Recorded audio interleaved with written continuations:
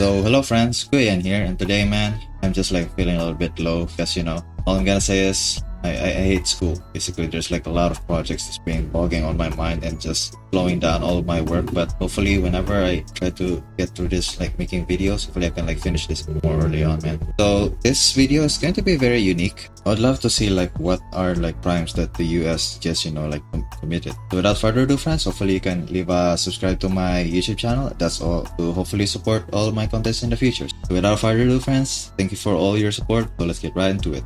My Lai Massacre. On the 16th of March 1968, in the Vietnamese village called Sun Mai, U.S. soldiers carried out what became the largest massacre of civilians by American forces in the 20th century. Between 347 and 504 unarmed I always wonder, are these like 21st century? villagers, most of them women, children, and the elderly, were killed. Many women and girls, some as young as 12, were raped before being murdered.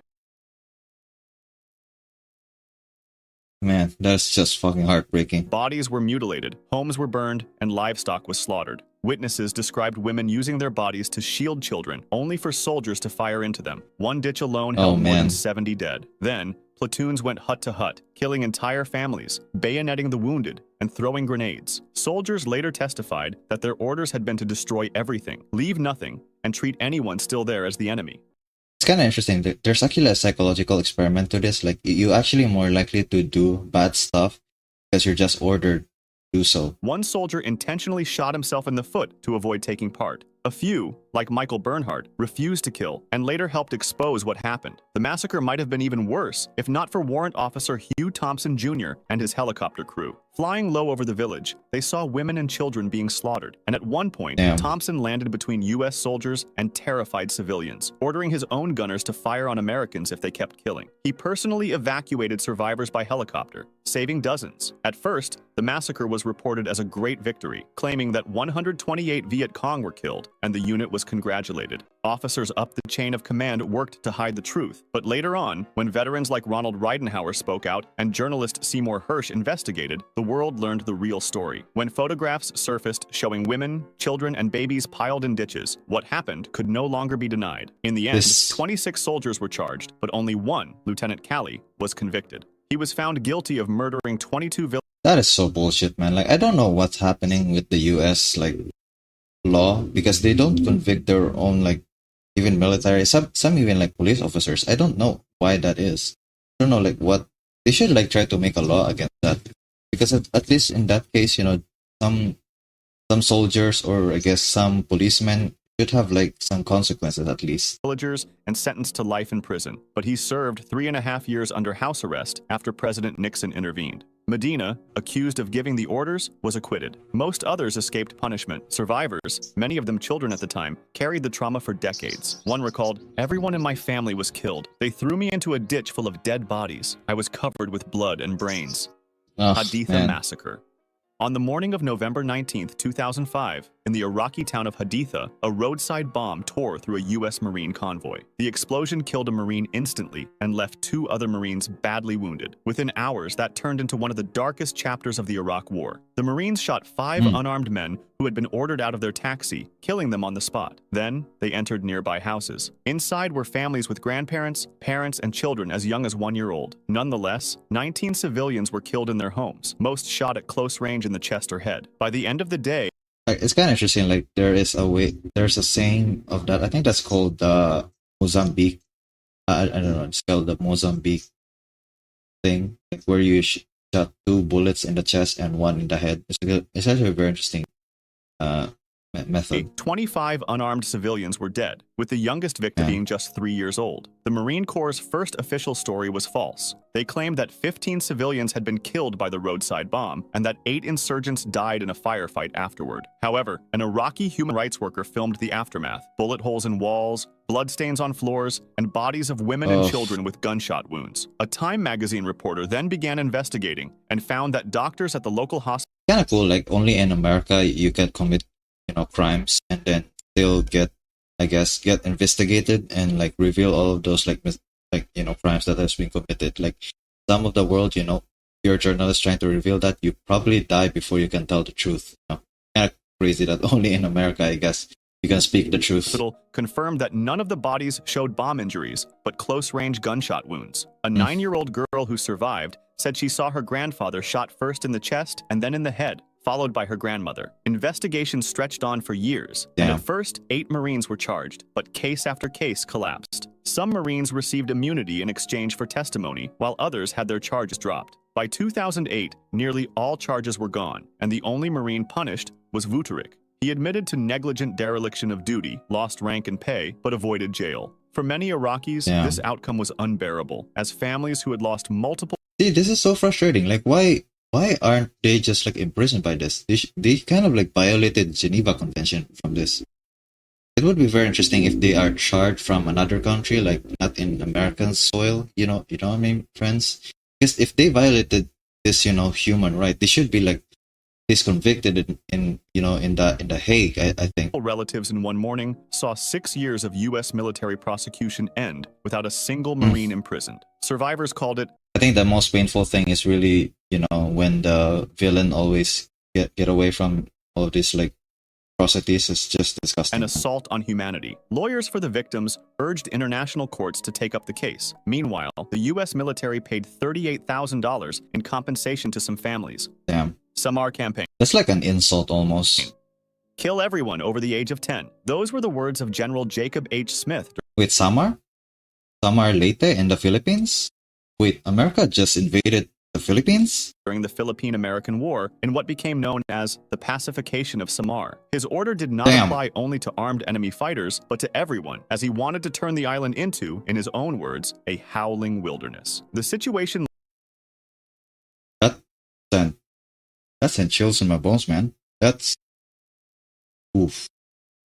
I did hear about this. Like, I hear like some Americans are, involved in some colonialism here in the Philippines, because it is a very interesting like history that we did learn from our school. And I was actually shocked when I learned that America, colonized Philippines in the past. Leading up to this was already tense, as just months earlier, Filipino fighters together with local townspeople had carried out the Balangiga massacre, where in a surprise attack, they killed 54 and wounded 18 U.S. soldiers. That's when the U.S. government sent General Smith... Yeah, I'm pretty sure the Americans were also shocked about like they lose a war in the Philippines. To Samar, who made it clear that he wanted no prisoners and asked for everyone capable of bearing arms to be killed. When Marines asked him what exactly capable of bearing arms meant, Smith explained that it meant boys as young as 10 years old. Waller himself, the major leading these Marines, partly resisted these instructions, telling some of his officers not to target women and children. Still, over just 11 days, he reported that his men burned 255 homes and killed 39 people. Civilians saw their towns and food reduced to ashes. The number of deaths will never be fully known, but broader estimates suggest around 2,000 to 2,500 civilians were... I'm pretty sure this does get a little bit higher, even though the people who are killed like in a fatal like shot. I think the most fatal when it comes to like mass killings of civilians is usually just hunger, and I think disease even hunger and disease are like the most highest thing you can ever like you can kill like civilians in this case. The campaign became infamous in the United States once reports reached home, and Smith was put on trial in May 1902, but not for murder or war crimes. Instead, he was found guilty only of conduct to the prejudice of good order and military discipline. Damn. Imagine like you get, I guess, charged. Wow.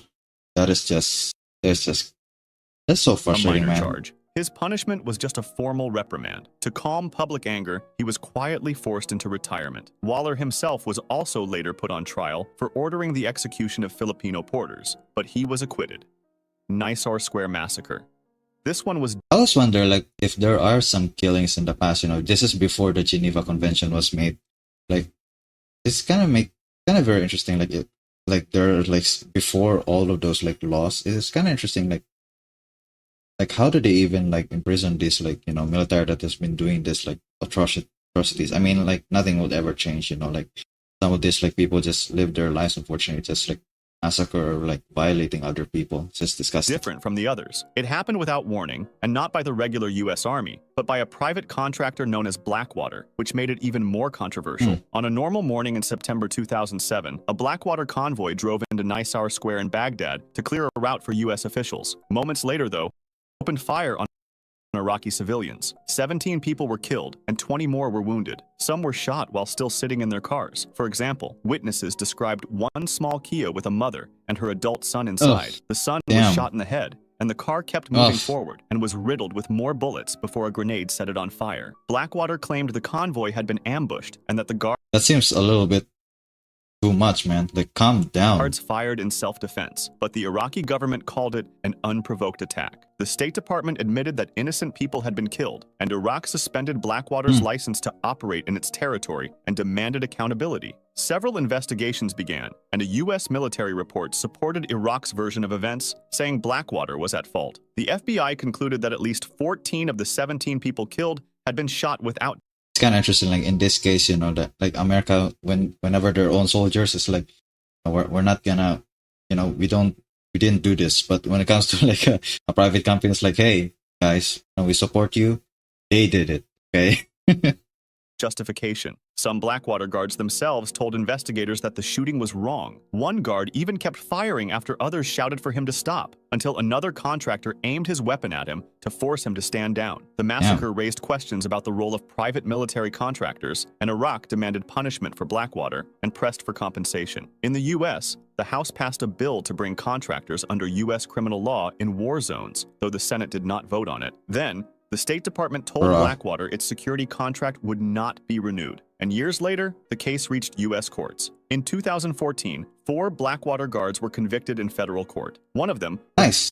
That's kind of very interesting. sentenced to life in prison, while the others received 30 years each under firearms laws. There were some appeals, but in the end, the man originally sentenced to life was once again given life in prison, while the other 3 had their sentences reduced to about half of what they were before. Later on, however, there was a final twist. In December 2020, President Donald Trump pardoned all 4 men. Obviously, it has to be Trump. It has to be Trump. He has to be. Obviously, friend. Damn it. The decision triggered outrage in Iraq and harsh criticism I can't blame them. from United Nations experts, who said the pardons violated U.S. obligations under international law. Disgusting. Abu Ghraib. The photos from Abu Ghraib are widely known around the world for how disturbing they look, but the background is even darker. Kind of crazy. Like, how did he even get these images? I'm pretty sure they're public somehow, because these are just so disturbing. To the public, Abu Ghraib was a normal detention and interrogation facility, but Oh, I thought this was like a person. it wasn't at all. Inside, there was sexual humiliation to lengths we can't go to for obvious reasons: torture, physical abuse, and rape.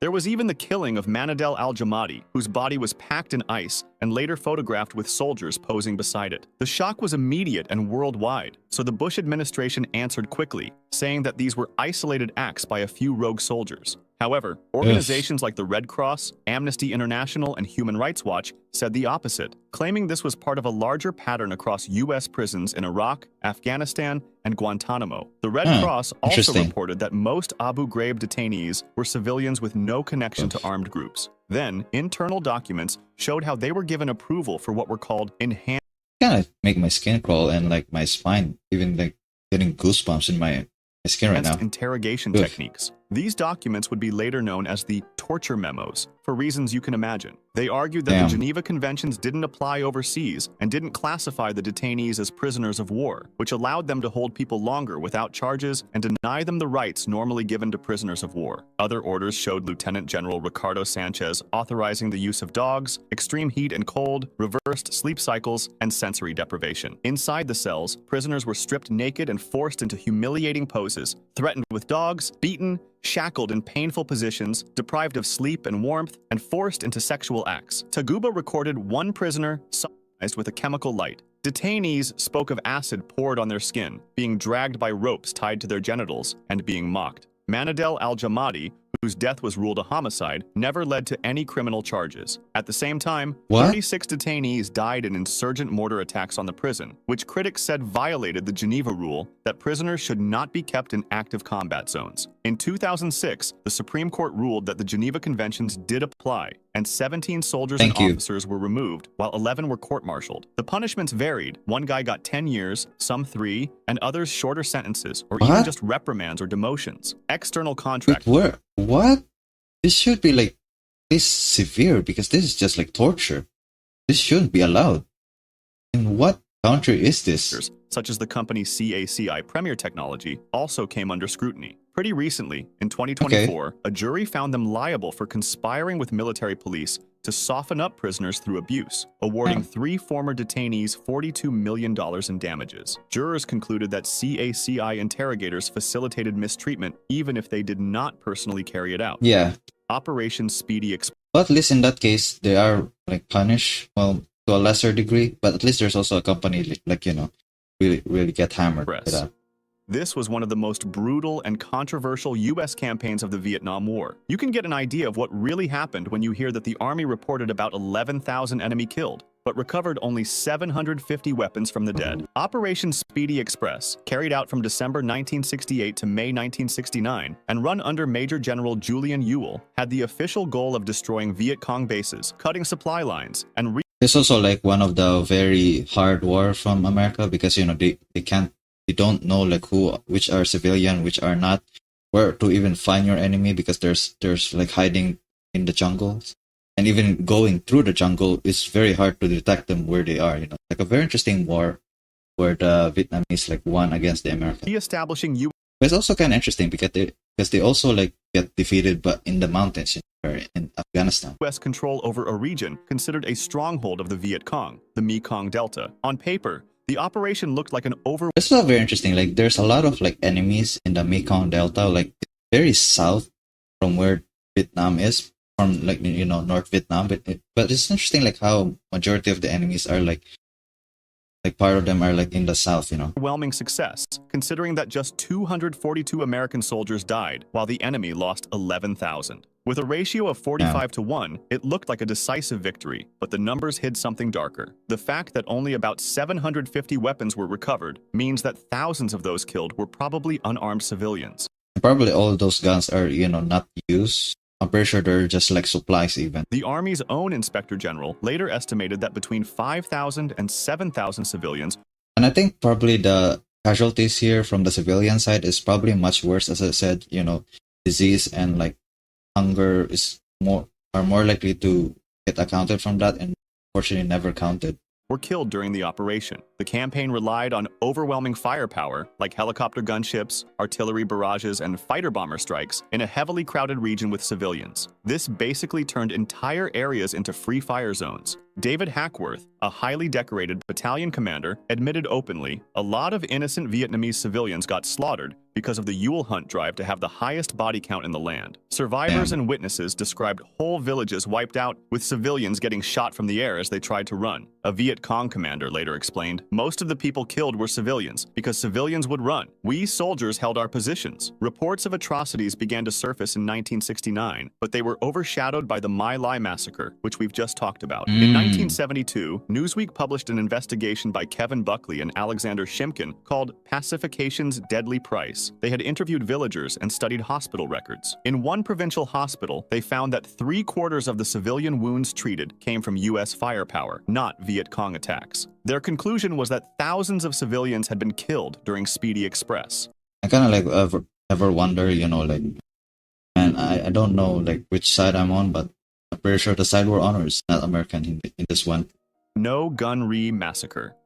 In the summer of 1950, during the Korean War, one of its darkest tragedies took place at a railway bridge near the village of No Gun Ri. U.S. commanders were afraid that North Korean soldiers were disguising themselves as civilians, so they ordered refugee movements to be blocked. Declassified documents later showed that some commands actually went even further, authorizing troops to fire on groups of civilians who approached. Then, disaster struck. As waves of refugees fled south from the advancing North Korean army, they reached U.S. lines. There, they were stopped, searched, and grouped near the railway tracks by No Gun Ri. American planes then shot at them. Survivors say ground troops soon opened fire too, driving them into the culverts and pinning them down in the bridge underpasses. Hundreds of South Korean refugees, mostly women, children, and the elderly, were caught under fire, and for 3 days, families screamed as they piled bodies on top of one another. Wait, how did they survive for 3 days? I'm pretty sure they're trying to hide from this. That's crazy. Like they survived Recovered, that long. drank from a stream turned red with blood, and watched children die beside them. The death toll has Oh, long been debated, with survivors speaking of about 400 people killed, and U.S. veterans giving numbers ranging from dozens to several hundred. A South Korean government that is so brutal, man. inquiry was able to confirm 163 people dead or missing by name, along with 55 wounded. Kind of crazy, like how much if they speak it a lot into details, like you really know like how awful that situation was. And concluded that the real toll was likely much higher, around 250 to 300. Nearly half of the confirmed victims were children. For decades, the story was silenced, as survivors lived in fear under South Korea's authoritarian governments. It was not until That's so sad. 1999 that the Associated Press exposed the story worldwide, interviewing survivors and U.S. veterans. The reporting won a Pulitzer Prize and forced both the U.S. and South Korean governments to investigate. The U.S. Army's 2001 report admitted that civilians had been killed by American air and ground fire, but claimed there had been no orders to deliberately massacre them. It described the killings as a tragic accident of war. President Bill Clinton expressed deep regret and admitted things happened which were wrong. Instead of compensation, the U.S. funded a memorial and scholarships, which survivors rejected. South Korean investigators, however, concluded that there had almost certainly been orders to fire, pointing to missing records, consistent testimony, and orders from the time to treat refugees as enemy agents. Later, more declassified documents strengthened the case. One was a letter dated July 26, 1950, from the U.S. ambassador in Seoul, reporting that the U.S. military had adopted a policy of shooting refugee groups approaching its lines. This and other incriminating records had been deliberately left out of the Army's official report. No If I'm a soldier in that case, man, like you know the rules. We never shoot civilians. Like I would rather die from an enemy disguising as civilians rather than killing civilians. Gunry also set off wider investigations in South Korea, uncovering more than 200 other cases of alleged U.S. killings of civilians in the early years of the war, including refugee bombings and mass executions. Sand Creek Massacre. On November Damn, that's like, almost like a floating head there. 29, 1864, troops under Colonel John Chivington rode toward a Native American camp of the Oh, this seems like against the Indians, I guess, in the American territory. It's so interesting. Like these are like old. Some of these are like even like older times. Cheyenne and Arapaho people. Chief Black Kettle had moved his people there after being told I love the name, Chief Black Kettle. it was safe, and he raised a U.S. flag with a white flag underneath it to show peace. Many of the warriors were away, and most of the people in camp were too old or too young to fight. Despite this, Chivington's soldiers attacked. Witnesses later What? described women and children being shot at close range. What? How? What? People cut apart with knives, babies killed, and bodies mutilated for trophies. One Oh. account told of a child wandering in the sand while soldiers took turns trying to shoot him. Another described fingers and ears cut off for jewelry and the body of Chief White Antelope butchered. By the time the killing ended, most of the dead were women and children. Chivington claimed that 500 to 600 warriors were killed, boasting Why? The fuck? This person is psychopath. about the number, but other sources said the real number was closer to 150, with about 2/3 women and children. The soldiers suffered far fewer losses. Before leaving, they looted the lodges and returned to kill some of the wounded. The reason why this massacre happened in the first place is even sadder. In the 1851 Fort Laramie Treaty, the U.S. recognized a large Cheyenne and Arapaho homeland, but They basically like squeeze the Indians within the territory of America. It's so sad, man. Like kind of crazy, like how America get so many lengths. They even like I think massively like almost make buffaloes extinct because buffaloes were the only source of food from the Indians. They really just tried to starve them. It's actually crazy. after the Colorado Gold Rush and new migration, they asked the natives for more land than was agreed, and a small group of chiefs signed the Fort Wise Treaty, ceding most of the land to appease the U.S. Many Cheyenne, though, rejected it as invalid, and tensions rose. The governor told friendly Indians to gather near forts in order to stay safe, and Colonel Chivington himself, while he declared openly that he had come to kill Indians, told those seeking peace to come under military protection at Fort Lyon. That's exactly what Black Kettle did, following his instructions, but his people were pushed out. He still believed the U.S. and white flags would protect them, but the massacre happened. In Colorado and Washington, the story was first reported as a victory, but the truth quickly surfaced. 3 investigations followed, including a congressional inquiry that called it a foul and dastardly massacre. Officers and scouts testified about the killings and mutilations. Captain Soule, who had refused to fire, gave evidence and was murdered shortly after in death. It's kind of crazy, like how you can call someone a hero by just refusing to even give out orders right there. That's crazy. That's crazy. Like he's just like murdered like that, just trying to, guess, do something good. That's crazy. Denver. Despite the findings, no one was court-martialed. Chivington had already resigned, and while his career ended in disgrace, he avoided legal punishment. A later treaty at the Little Arkansas promised survivors land access and reparations, but those promises were soon broken and Yeah, replaced this is usually what the American playbook is. Is like let's make our rules, sign it here, and then we can to invade you, and like, oh, can't do anything. You sign here in the treaty. with much smaller It's a very interesting manipulative way for them to gain access, like trying to have like some kind of treaty in a way, and they try to violate that treaty because it's only one-sided in this case. reservations. Philippines concentration camps. During the Whoa, Philippine-American that is crazy. Like American have like concentration camps. I don't actually know like much of the Philippine-American war that much. I only heard like in our history that the Spanish, when the Spanish like when they're losing the Spanish against the Filipinos, in this case, the Spanish just like try to make some deal against the Americans. Like they try to make a deal. It's like, hey, we don't want to lose against the Philippines. Would you rather take us instead? And that's where the Americans like try to, yes, defeat the Spanish in this case, then try to claim the Philippines after that. It was actually kind of interesting. War, concentration camps were used in Batangas, and one American officer described them as some suburb of hell. You'll soon understand why. Back then, General James Franklin Bell took command of U.S. forces in that area, and his goal was to starve the rebels and cut them off from any support. However, since there were many civilians there, they decided to put them into heavily guarded camps, as their homes, fields, and animals were destroyed. All civilians were required to carry identification papers, and anyone found outside the camps without them could be shot on the spot. Bell himself said neutrality should not be tolerated, which meant that everyone was either an enemy or a friend, and anyone accused of helping the rebels risked execution. Conditions inside... I think they also like try to have like torture. I've heard like torture where they try to like, I think they're called it water. I don't know what it's called, but it's like you basically put a tube in your mouth and they try to, push water in your mouth basically.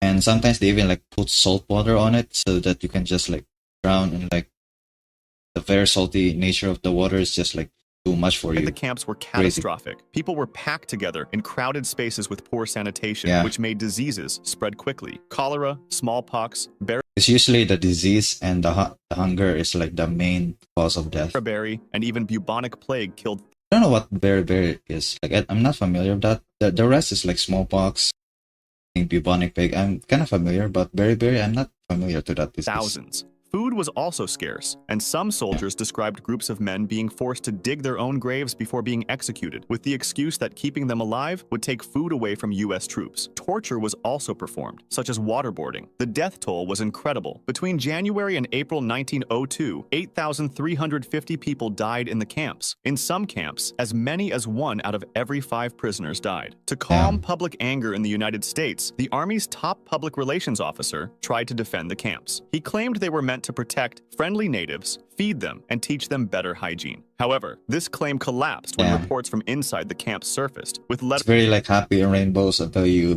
get slapped in the face. From soldiers and witnesses. Wounded Knee Massacre. Before sunrise at Wounded Knee Creek, cavalry surrounded the... Kind of interesting like how beautiful the names are. It's like doing meaning of both names within like the American stuff, like Wounded Knee. Like I even heard like Crazy Horse. Like he's like an Indian commander. It's kind of crazy, like how beautiful their names are. Like it's just two words combined. Native American band of Lakota and began collecting their guns. Tension grew as soldiers searched the people, and a deaf Lakota man named Black Coyote held onto his rifle. Black Coyote. And during a struggle, it went off. In that instant, soldiers opened fire on the entire camp, even though most Lakota men had already been disarmed. The Army's Hotchkiss guns fired into the tents where women and children were hiding. In less than... Are they surrendering in this case? Like they seem to like give up all their weapons, and I actually missed that. In an hour, more than 250 Lakota were killed or fatally wounded. 25 U.S. soldiers were also killed. Survivors tried to flee, but they were chased and shot, and some soldiers finished off the wounded where they lay. A blizzard followed the massacre, and that's just terrible, man. The weather too like can kill you. It's just so cold. You're gonna die in the in the winds, in the cold weather. 3 days later, civilians gathered the frozen Yeah. bodies and placed them in a mass grave. 4 infants were found alive, still wrapped Oh. in their mother's shawls. The Yeah. army removed Colonel Forsyth, who had led the operation, but later reinstated him. An inquiry criticized his tactics, but did not blame him. 19 medals of honor were then awarded for Wounded Knee. Native leaders and many others have condemned those awards for decades, but most recently, in 2025, the Defense Secretary announced the medals would not be revoked. If you want to discuss this video or suggest an idea for the next one, join my Discord. That was extremely bleak, friends. That was just so depressing. And I mean, still have like a bad day right now from my school and project and stuff. And this video is not helping, man. Damn. What do you think, friends? Like, it's a very interesting, like, we even like know all of this truth from Americans. It's like, they're like, kind of like makes you wonder like how much other countries are, you know, doing shit that are much worse, and we never even like heard of them. I think the thing we always like familiar with, I think it's like the Germans and stuff, or some terrorists outside of the world. You know, like those are probably the only public figures and like towns that we even like heard of. Majority of all of this like atrocities have not been like heard of. But I also like very frustrated, like there's no justice and in all of this video to begin with, like throughout this history. It's kind of crazy, man. There are cases like, I think there's like only 2 of the videos here, but I think even the one like, you know, like where Trump, I guess, tried to set free all of those like, I guess the Blackwater agents, I think it was. But yeah, it's so sad, man. Yeah, hopefully you can, you know. Yeah, I'm just like out of words right now. But yeah, friends, if you want to check the full video, the video is Every Major US War Crime in 20 Minutes by Paint Plainer. You can check the video that's available in this video in the description. So yeah, friends, I have nothing else to say. Hopefully you have a great day, friends, and good afternoon.